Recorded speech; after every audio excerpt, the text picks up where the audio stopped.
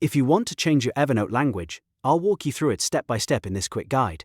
This is a simple setting change, but it can make a huge difference if you want Evernote to match your preferred language or the language of the documents you upload. And if this video helps, make sure to hit that like button and subscribe for more easy software tutorials just like this one.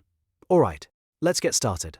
First, open your browser and go directly to your Evernote account settings. If you're not already signed in, log in with your account when prompted.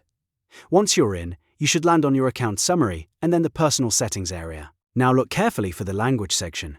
This is where you can change your display language, which controls the language Evernote shows in its interface.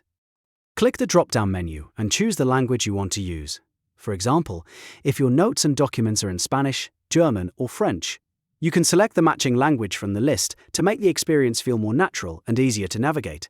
After that, find the recognition language option if you want to update that as well. This setting is optional, but it can help Evernote better recognize text inside your uploaded notes and documents, especially if you work with scanned files or different languages regularly.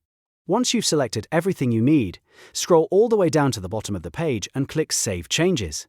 This is the step that applies your new language settings, so don't forget it.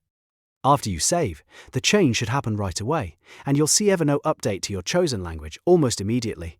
If it doesn't appear instantly, refresh the page or sign out and sign back in, just to make sure the new settings have fully loaded. And that's it. You've now changed your Evernote language in just a few simple steps. If this tutorial was helpful, please give it a like, subscribe to the channel, and turn on notifications so you don't miss the next quick walkthrough. Thanks for watching, and I'll see you in the next one.